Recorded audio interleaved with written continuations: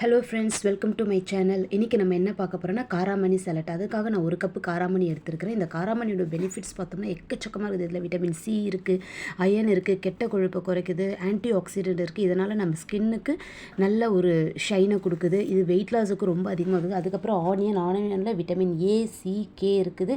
Tomato ஸ்கின்னுக்கு அவ்வளோ நல்லது. இது பசியை கட்டுப்படுத்துகிற ஹார்மோனை இது பண்ணுது. அதுக்கப்புறம் கோரியாண்டர் நம்மளுடைய ஹெல்த்துக்கு அவ்வளோ நல்லது. இது நோய் எதிர்ப்பு சக்தி அதிகமாக வச்சுருக்குது. கருவேப்பிலை டிஃபால்ட்டாக உங்களுக்கே தெரியும், அது முடிக்கு அவ்வளோ யூஸ் ஆகும். கேரட்டில் விட்டமின் ஏ அதிகமாக இருக்குது. நம்ம கண் பார்வைக்கு அவ்வளோ நல்லது.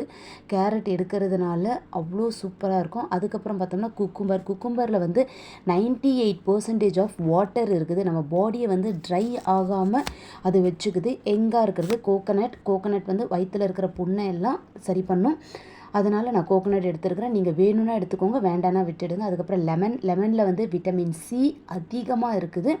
அதை நம்ம லெமன் ரைஸாக சாப்பிடுறது. இதில் புழிஞ்சு விடும்போது இன்னும் நல்லா ஸ்ட்ரென்த்து கிடைக்கும் நமக்கு. அதுக்காக நான் தேவையான சால்ட் எடுத்துருக்கிறேன், பெப்பர் எடுத்துருக்கிறேன். பெப்பரில் அதிகமான மருத்துவ குணம் இருக்குது, உங்களுக்கே தெரியும். நான் இப்போ இதை எல்லாத்தையுமே ஒரு பவுலில் போட்டுட்டு இது நான் 2 பேருக்கு பண்ணுறேன்.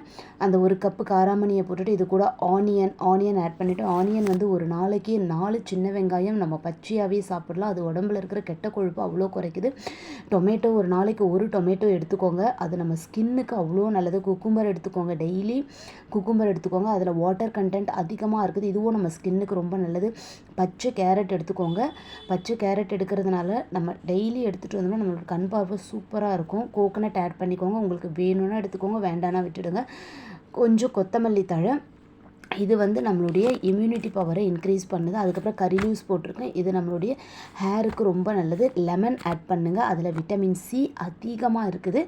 அதுக்கப்புறமா சால்ட் அண்ட் பெப்பர். ஏற்கனவே காராமணியை வேக வைக்கும் போது கொஞ்சம் சால்ட்டு சேர்த்துருப்போம், பார்த்துட்டு நீங்கள் சால்ட்டும் பெப்பரும் ஆட் பண்ணிக்கோங்க.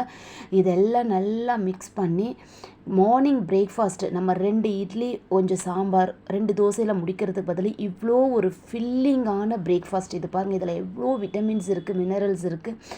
இதை நம்ம எடுத்தோம்னா நம்ம ஹெல்த்துக்கு எவ்வளோ நல்லதுன்னு பாருங்கள். இது கூடவே நான் 2 பப்பாயா எடுத்துருக்கிறேன். டெய்லி 2 பாயில்ட் எக் எடுப்பேன், இன்றைக்கி நான் எடுக்கலை, அதுக்கு பதில் பப்பாயா ஆட் பண்ணியிருக்கிறேன். Thank you. Like, share and subscribe my channel.